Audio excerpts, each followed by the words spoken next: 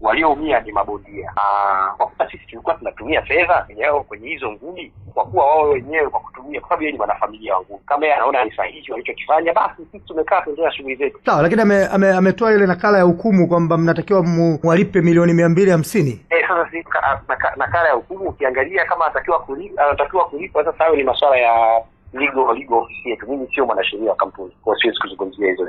Lakini yote kwa yote sasa kuna nafasi pia ukata rufaa, labda kwa faida wa Tanzania ambao walishaanza na mabondia ambao umewataja hapo mkurugenzi, labda hata kama tukikata rufaa haigereki kama turudi kwenye ngumi. Tunaweza tukakata rufaa kwa sababu kesi yenyewe ilikuwa ni ya uongo. Vitasa hajaanzisha yeye, wala yeye Mwamakula hajawahi kuandaa mapambano ya ngumi. Tulikuwa tufanye mapambano ya Mwamakula.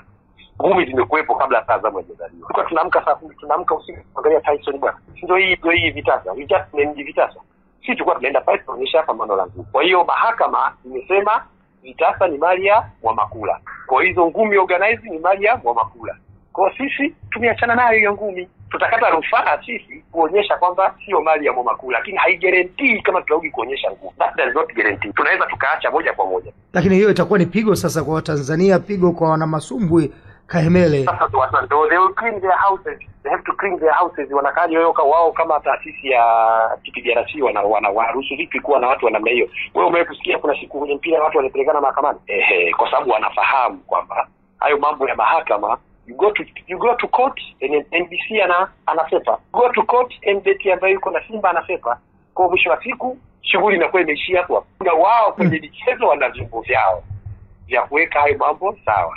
Unaona, huyo Mwamakula alienda Kosota wakamwambia hapana, lakini mahakama imesema hiyo ni mali ya Mwamakula. Mahakama, kwa sababu mahakama haiwezi kujua hayo mambo ya ngumi. Mwamakula yeye sasa mimi ndio mmiliki wa mapambano ya ngumi. I don't know kesi nyingi kwaje, mimi sio mwanasheria bwana. Lakini mkurugenzi Kahemele anachokizungumza yeye ni kwamba alikuja kwenu akawapa wazo na nyinyi wazo mkatembea nalo. Ndio kitu ambacho kilimuuma zaidi, kwamba amkumshirikisha wakati mnaanzisha hivyo vitu. Tulikuwa tunaonyesha ngumi hata kabla hajaja kwetu. Yeye alikuja kuleta wazo la kufanya ngumi, akashindwa, akaleta wazo la kipindi, tulikuwa tayari tunaonyesha ngumi. Sisi tumeonyesha mapambano ya kina Cheka hapa, kina Francis Cheka. Yeye hata hajaja kwetu. Kwa hiyo sio kweli.